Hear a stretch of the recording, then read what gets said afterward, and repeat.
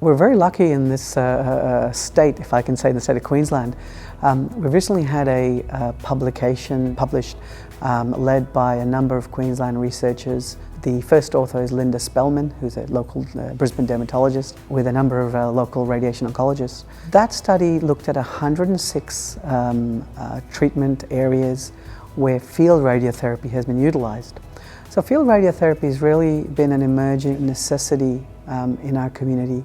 As our patients get older, the amount of skin cancerization they're having on their scalp, forehead, facial areas, arms and legs, really was in need of a treatment solution. And so traditionally these areas are still looked after by surgery, cryotherapy, topical therapies like Efidex, to try and manage those clinical problems. And so field radiotherapy is a concept of treating an entire area that may have a significant burden of cancerous and precancerous changes. That publication showed that the efficacy rate of controlling skin cancer burden was 90% and higher. The patient acceptability was over 90%, and the specific skin cancers in the region had a response rate of 90%. So what that showed is that field radiotherapy has a place in looking after patients where the burden of disease is so high that standard conventional therapies are becoming ineffective, or again, they're proving functionally or cosmetically difficult to manage. And then fatigue is kicking in where patients need alternative solutions. So field treatment is now really another tool in a toolbox for our skin cancer